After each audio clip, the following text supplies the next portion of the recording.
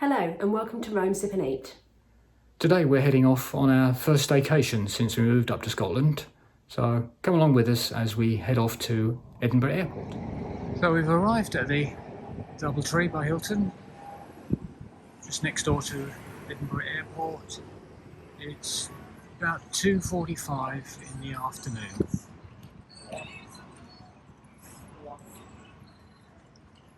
The car park was very busy, but we managed to find ourselves somewhere to squeeze in.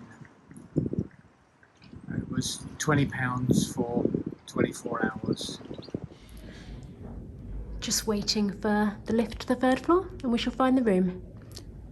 So here we are, room 311, a king guest room. Let's have a look inside. So I've just stepped through the door of room 311 at the Doubletree by Hilton at Edinburgh Airport.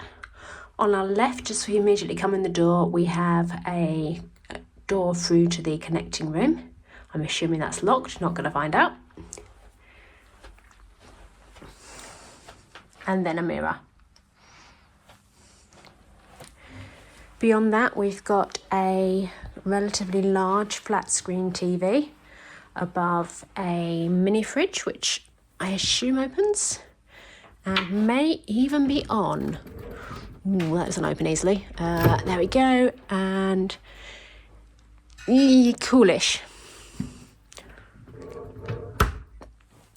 A couple of bottles of water, although I suspect that's for being a Hilton Gold member, and some drawers. Unfortunately, the Caramel Millionaire mini bites do not come with the room. We picked those up from M&S on our way here, but there is some tea and coffee making facilities with some peppermint tea, cranberry and raspberry, a couple of bags of Twinings every day, and both caffeinated and decaffeinated instant coffee, along with sugars, sweeteners and UHT milk. Another mirror, and a light on the desk, along with some plug points with a couple of USB-As. Got somewhere to put a suitcase, a seat that is currently holding our bags, and a window with a view out over the car park. If I look round to the right, you can see the air traffic control tower, and a little bit further around there is the main airport building. So continuing on around the room, a light or lamp even, and a nice big, relatively comfortable looking sofa, although I haven't tried sitting on it yet. The room is quite clearly relatively recently refurbished. King size bed, and on each side of the bed we have a bedside light and a reading light, and a plug point with 2 USB-As. There is a heater and what I assume is centrally controlled air conditioning, because I can't find any way to change the temperature myself.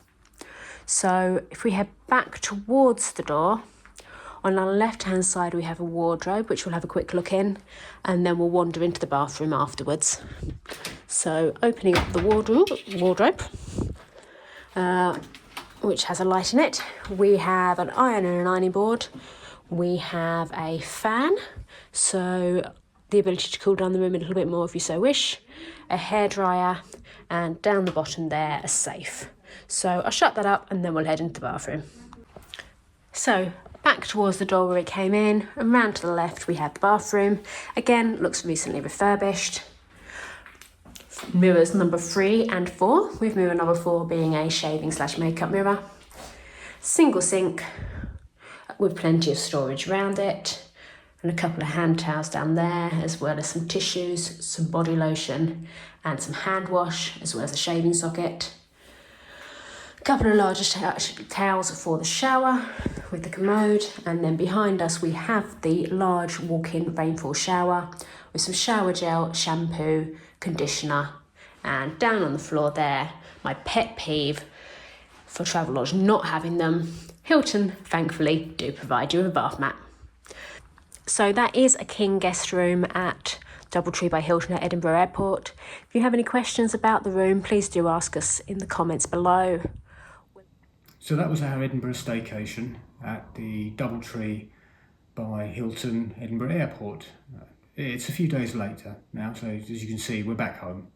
The room cost us £220, booked about 3 weeks in advance, although we were able to take advantage of a £50 cashback offer, bringing the net cost down to £170 for the night, plus £20 for the parking.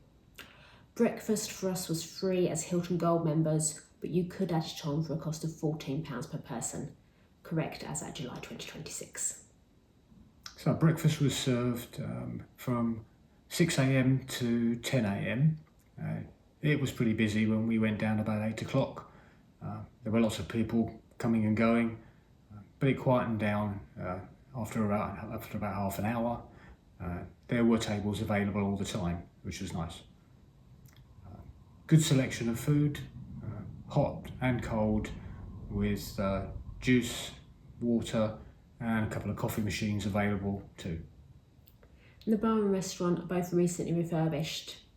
A medium glass of Chenin Blanc was £8.50, cocktails were about £15, and burgers about £20.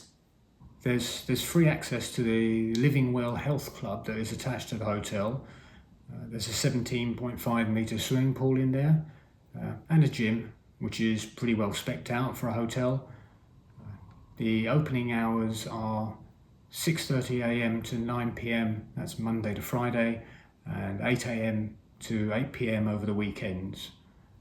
The hotel is located about a 10-minute walk from the airport terminal building, or there's a free shuttle. It's also a similar distance from the mid and long stay car parks.